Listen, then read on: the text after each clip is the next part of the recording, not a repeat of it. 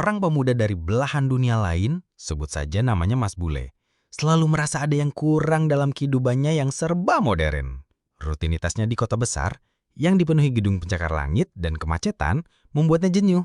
Hingga suatu hari, ia memutuskan untuk mencari sesuatu yang otentik. Bukan wisata pantai yang ramai, atau pusat perbelanjaan mewah, melainkan pesona pedesaan yang damai.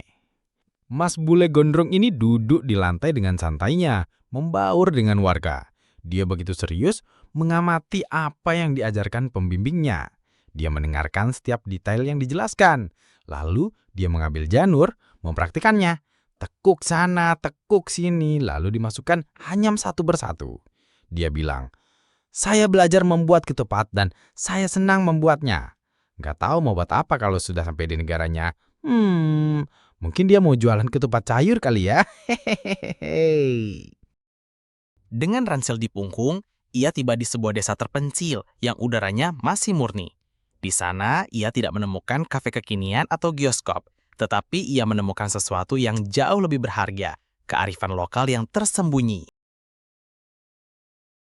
Kalau segerombolan mbak-mbak bule ini tahu-tahu sudah berhenti bergerombol di jalan dekat persawahan, mereka lagi memasangkan perhiasan kalung di leher satu teman, dan teman lainnya, entah dapat tutorial dari mana, mereka memasang kalung bukan sembarang kalung, tapi terbuat dari daun singkong. Mereka memakai dengan bangganya. Mungkin mas-mas guide yang mengajarinya. Wah, benar-benar suatu hal yang di luar fikri. Kok bisa mereka senang memakainya? Mungkin mereka tahu kalau perhiasan emas lagi mahal.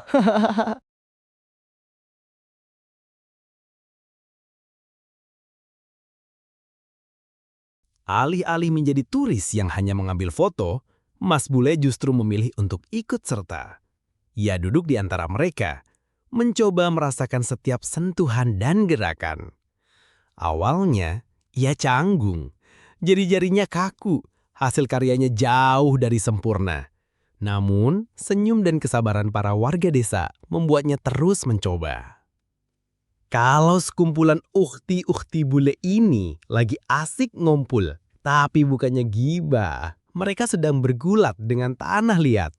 Mereka belajar membuat gerabah. Pertama, tanah liat dibuat bulatan seperti adonan kue hehe. Lalu diputar sana putar sini pakai jari sambil ditekan-tekan, sampai bentuk sebuah gerabah. Putar lagi sambil kasih air dikit, colek lagi colek dikit sesuai bentuk yang diinginkan. Hehehe, seru!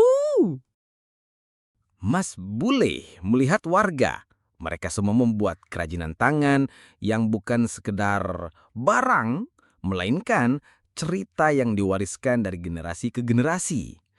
Hari-hari berlalu, Mas Bule belajar. Setiap kerajinan yang mereka buat adalah bentuk meditasi dan dialog tanpa kata antara ia dan alam.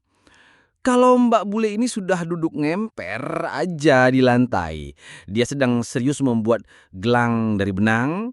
Dia mempelajari dengan sungguh-sungguh apa yang diajarkan pembimbingnya dan langsung mempraktekannya dengan hati-hati. Diputar, dimasukin satu persatu lalu ditarik pelan-pelan. Nice! Nice! Hehehe. Melalui pengalaman ini, Mas Bule menemukan makna sejati dari hidup yang sesungguhnya. Ia belajar bahwa keindahan tidak selalu ada di hal-hal yang canggih, melainkan seringkali tersembunyi dalam kesederhanaan. Ia menyadari bahwa menciptakan sesuatu dengan tangan sendiri jauh lebih memuaskan daripada hanya sekedar membelinya. Mbak Bule ini berat guys, ini sungguh membuat suatu kerajinan yang susah dan langka.